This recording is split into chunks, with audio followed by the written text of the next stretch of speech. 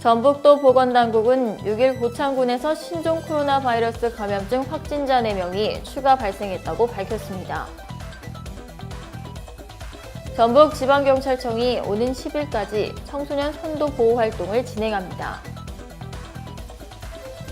국내 코로나19 대응을 위한 사회적 거리두기가 8일 0시부터 수도권은 2.5단계, 비수도권은 2단계로 각각 격상됩니다. 전국 곳곳에서 코로나 3차 대유행이 무서운 기세로 확산하면서 7일 신규 확진자가 615명 발생했습니다. 이재용 삼성전자 부회장이 7일 서울고등법원에서 열리는 국정농단 파기환송심 재판에 출석합니다. 자세한 소식은 잠시 후 뉴스에서 전해드리겠습니다. 시청자 여러분 안녕하십니까? 신동아방송 전북뉴스 이수정입니다. 전북도 보건당국은 6일 고창군에서 신종 코로나 바이러스 감염증 확진자 4명이 추가 발생했다고 밝혔습니다. 이들은 지난달 21일과 22일 서울 동대문구 확진자와 접촉했고 이날 자가격리 해제 전 검사에서 양성 판정을 받았습니다. 도 보건당국은 확진자들이 자가격리 상태여서 추가 접촉자는 없는 것으로 파악하고 있습니다. 이로써 도내 누적 확진자는 434명이 됐습니다. 전북도 관계자는 최근 가족, 직장 내 모임을 통해 집단 감염이 이어지고 있다면서 소모임 자제와 방역 수칙 준수, 증상 발현 시 즉각적인 검사를 당부했습니다. 전북지방경찰청이 오는 10일까지 청소년 선도 보호 활동을 진행합니다. 대학 수학 능력 시험 후 우려되는 청소년 비행 예방과 단체 소규모 부에 따른 코로나19 확산 방지를 위해서입니다. 단속은 주점과 편의점 등을 중심으로 이뤄집니다. 이때 경찰은 청소년 주류 판매와 신분증 확인, 청소년 이용 제한 시간 준수 여부 등을 확인합니다. 코로나 확산 방지를 위한 방역 수칙 이행 여부도 점검 대상입니다. 올해는 코로나 유행 상황 등을 감안해 SNS를 활용한 점검 단속도 함께 이뤄집니다. SNS를 통해 사전 비행 우려 지역을 확인한 후 이를 위주로 집중 순찰을 펼치겠다는 것입니다. 이 과정에서 발견된 학교 가정 밖 청소년 등 위기 청소년은 관련 센터와 연계해 보호 조치할 계획입니다.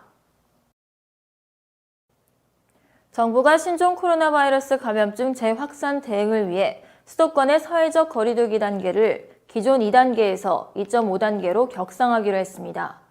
정세균 국무총리는 6일 서울시청에서 주재한 중앙안전대난대책본부 회의 모두 발언에서 코로나19와의 싸움이 최대 위기에 직면했다며 정부의 이 같은 결정을 발표했습니다.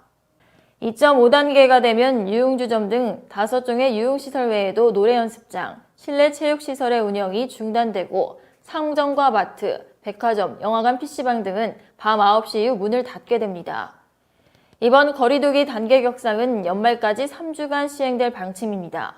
격상된 거리두기의 정확한 적용 시점은 중대본 회의 종료 후 브리핑에서 발표될 것으로 보입니다. 전국 곳곳에서 코로나 3차 대유행이 무서운 기세로 확산하면서 7일 신규 확진자가 615명으로 발생했습니다.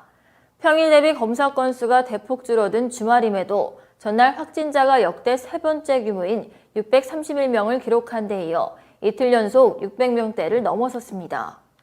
중앙방역대책본부에 따르면 신규 확진자 615명 가운데 지역 감염자는 580명, 해외 입국자는 35명입니다. 정부는 확산세를 잡기 위해 그간 거리두기 단계를 격상하는 등 다각도의 대책을 도입했으나 크고 작은 새로운 집단 감염이 전국 곳곳에서 이어지면서 수도권의 경우 2단계 격상 후 2주가 되어가는 현 시점에도 진정세는 나타나지 않고 있습니다.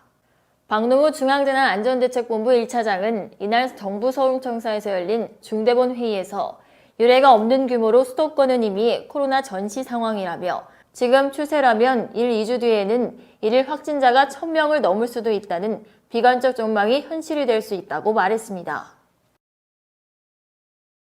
이재용 삼성전자 부회장이 7일 오후 서울고등법원에서 열리는 국정농단 파기환송심 재판에 출석합니다. 공판에서는 재판부 요청에 따라 삼성중법감시위원회 실효성을 평가하기 위해 구성된 전문심리위원 3명이 직접 의견을 진술할 예정입니다. 전문심리위원은 강일원 전 헌법재판관과 김경수 변호사, 홍순탁 회계사 등 3명입니다. 준법감시위에 대한 평가는 국정농단 사건에 연루된 이 부회장의 재판에서 주요 감형 요소로 고려될 수 있습니다. 7일 재판이 마무리되면 재판부는 오는 21일 이 부회장의 최후 변론기일을 열 예정입니다. 이상으로 뉴스를 마치겠습니다. 시청해주신 여러분 고맙습니다.